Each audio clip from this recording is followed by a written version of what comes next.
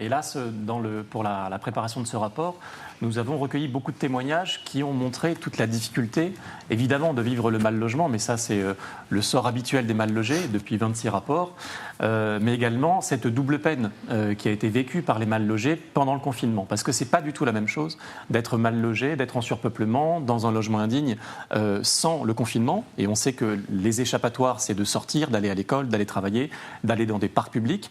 Et là, pendant ce confinement, cet échappatoire s'est totalement annihilé. Et donc, on a un mal-logement au carré, quelque part. On a des personnes qui ne peuvent pas fuir le mal-logement.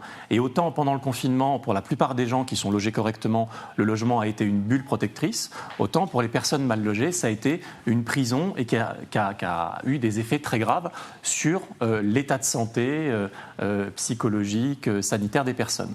Donc les effets du surpeuplement, on les connaît. On a consacré un rapport entier il y a quelques années à ça. Ils sont très durs, y compris pour les enfants, et même surtout pour les enfants, en termes de stress, pathologie cutanée, pathologie respiratoire, échec scolaire, dépression. Ça, ce sont des choses qui sont bien connues. Pour les petits-enfants, ce sont des problèmes de motricité. Mais pendant le confinement, c'est encore plus dur à vivre. Et ça, beaucoup de personnes nous l'ont dit et des enquêtes publiques l'ont montré.